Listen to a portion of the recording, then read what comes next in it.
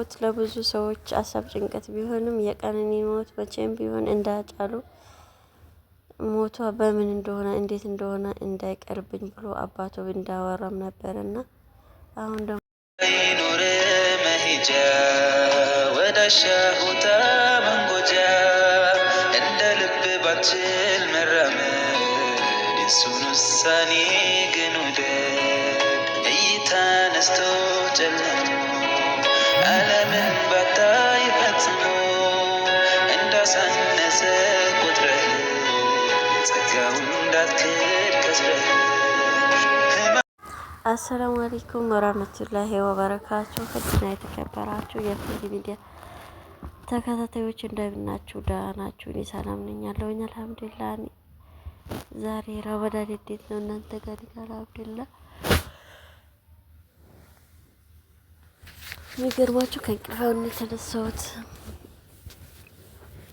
እና ዛሬ ደግሞ የመጣሁት ግን ያው ይህን ቪዲዮ ከዚህ በፊት ብዙውን ሰዓት አይቼዋለሁኝ። በቃ ካሁን በኋላ ኢትዮጵያ ነገር የሚሰማ ነገር ምንም ጥሩ ነገር የለም በሚል ልቤ ቢሰበርም ቪዲዮ አልሰራሁበትም ማለት ነው። እና ልቤ ተሰብሮ ነበር በዛን ሰዓት ማለት ነው ወላሂ። እና ቀነኒ ብዙን ሰዓት ብዙ ሀሳብ አስተያየቶችም ቀርቦ ነበረ። ታስታውስ እንደሆነ ቪዲዮ ሲለቀቅ ማንጊዜም ሚዲያ ማንኛውም ነገር ወደ ሚዲያ ሲመጣ ከመጀመሪያ ተጣርቶ አስቦበት የሆነ ጊዜ ያን የቆየም ቢሆን በአንድ የሚዲያ ያወጡም ፖሊሶች በተለይ አረጋግጦ የሆነ ነገር የሆነ ምንጭ ይዞ ነው ወደ ሚዲያ የሚያመጡት ማለት ነው። ሌላው ደግሞ ግን አስቸኳይ የሚያወጡት አያወጡትም አይታወቅም። አንዳንድ ነገር ካለፈው በኋላ አጣርቶ ምን ብሎ ሀዘናቸውን የሰው በቃ ሁሉንም ነገር ሰብስቦ ነው ሚዲያ የሚወጣው ማለት ነው። አንዳንድ እንደኛ እንደዚህ ፎሎ ምናምን ፍለጋ የሆነ ነገር ፍለጋ ከሆነ የሆነ ነገር እንዳየን አስሮጠን እናስወጣዋለን የሆነ ነገር ማለት ነው። ግን ፖሊስ የሆነ ነገር የሆነ ፍንጭ ወይንም የሆነ ብርበራ የሆነ ነገር ሳይዝ ሚዲያ ላይ አያወጣም። ያሁኑ ፖሊስ ግን ሁሉም ሊያወጣ ይችላል። ምክንያቱም እንደ በፊት አይደለም። ሁሉም ነገር ዛሬ ከተሰማ ነገ ሳይቆይ በደቂቃ ሚዲያ ታያላችሁ። እና እንደዛ ነው የሚላችሁ። ሌላው ደግሞ ስለ ቀነኒ ብዙ መረጃዎች አሁንም ወጥቷል ይላሉ። በተቃራኒ ነው። ባለፈው የወጣው መረጃ ሌላ፣ ዛሬ የወጣው መረጃ ሌላ ነው። ባለፈው የወጣው መረጃ ራሷን አጥፍታለች፣ ተስፋ ቆርጣ ነበረ፣ እንደዚህ ቢላ ነበረ።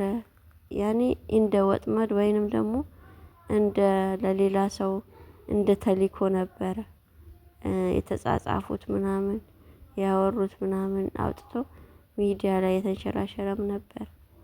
ሌላው ደግሞ እንትንም ነበረ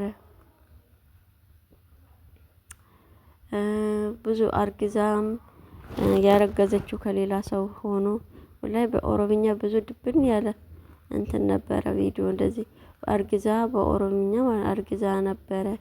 እናም ስላረገዘች በሌላ ሰው ስለሆነ የባሏን ፊት የቤተሰቧን ፊት አላይም ብላ ራሷን አጠፋች።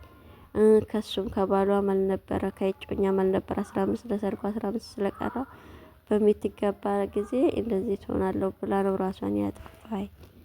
ወላሂ ያልተወራ ነገር አልነበረም ማለት ነው። አሁን ደግሞ አዳዲስ አክባሮች ደግሞ ዱቅ እያሉ ነው። ከነዚህም አክባሮች ደግሞ ለየት የሚያደርገው ምንድነው? ራሷን አጠፋች ከሚለው ሌላ መረጃ አግኝተዋል። አሁንም እሱ እየተሸራሸረ ነው ማለት ነው። ዞሮ ዞሮ እሷ አንዴ ጠፍታለች። ግን ቢሆንም ነገም የኔ ፋንታ ነው ይሄ በእኔም ይደርሳል የሚለው ውስጣችን ላይ መኖር ስላለበት የልጅቷ የደሟ እንትሯ ቢወጣ ደስ ይለኛል። የልጅቷ ደሟ አላህ ያውጣላት። የእውነት ነገም ዛሬም ከነገ ወዲያም ይሞታል፣ ሰው ይደበቃል፣ ይሞታል፣ ይደበቃል፣ ይሞታል፣ ይደበቃል። የሚታዩ ሰዎች በተለይ በቃ የሆነ ጥሩ ስራ ይሰራሉ፣ ይታያሉ፣ የሆነ ነገር ያደርጋሉ የሚባሉ ሰዎች ሲጠፉ እንትናቸውም ይደበቃል ባይዘዌ እና ሞዴሊስት ቀነኒ እውነት በቲክቶክ ላይ ስታዩት ፈገግታዋ ሁሉ ነገሯ ውስጧ ላይ ሀዘን ያለ አይመስልም ነበረ እና ከባሏም ጋር ደግሞ ያላት ቀረቤታ በጣም ፈገግታ ነበር። ብዙ ቪዲዮአቸው ብዙ የሰሩት ቪዲዮ ቤታቸው ብታዩ ብዙ ፈገግታ ነው የተሞላው። ውስጣችን ሀዘን ይዞ ውጫችን ቢስቅም ይሄንን ደግሞ ለኛ በጣም ከባድ ነገር ነው አይደለ? እና እኔ እውነት ለመናገር የሁለቱም ወጥመድ ነው የሚመስለኝ። መቼም እንደዚህ በፈገግታ የተማሉ ባለትዳሮች ሌላ ሰው ገብቶ የሆነ ነገር ካልሆነ በስተቀር ባልየውም ሚስቱን እንደዚህ ባላቸው ፍቅር ሁኔታ እንደዚህ ያደርጋል የሚል ሀሳብ የለኝም። አላሁ አለም፣ እሱ ነው የሚያውቀው። ያደርገዋል ያልኳችሁ ደግሞ አሁን አዲስ የወጣ እና ዮኒ ማኛ የሆነ አዳዲስ ነገር እያወሩ ነው እያወጡ ነው። ከሌላም ቦታ የተሰማ እያሉ ያወጡት መረጃ አለ። እሱም ደግሞ ልጅቷ ራሷን እንዳላጠፋችና ቤት ውስጥ ብዙ ምንጣፎች ደም በደም ሆነዋል እያሉ ሰውየው ራሱ እንደገደላትና እስር ቤት እንዲበሰብስ ይፈልጋሉ። ብዙ ሰዎች እንደዛ እያሉ ነው።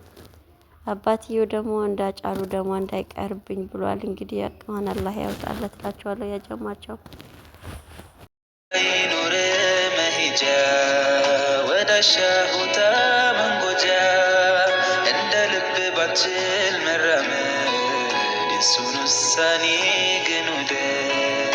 እይታ ነስቶ ጨልሞ ዓለምን ባታይ ፈጽሞ እንዳሳነሰ ቁጥረህ ጸጋውን እንዳትክድ ከስረህ። መጨረሻ አይታችሁ ላይክ፣ ሼር፣ ሰብስክራይብ አድርጉ። የልጅቷን አቋን አላህ ያውጣላት እያላችሁ ዱአ አድርጉ። ያው ፊቷ እንደዚህ ነክል ተበልዞ ነው ህይወቷ ያለፈው። በጣም ተሰቃይታ ላይ በውስጧ የሚል ብዙዎች አሉ። አቋን አላህ እንዲያወጣላት ዱአ አድርጉላት።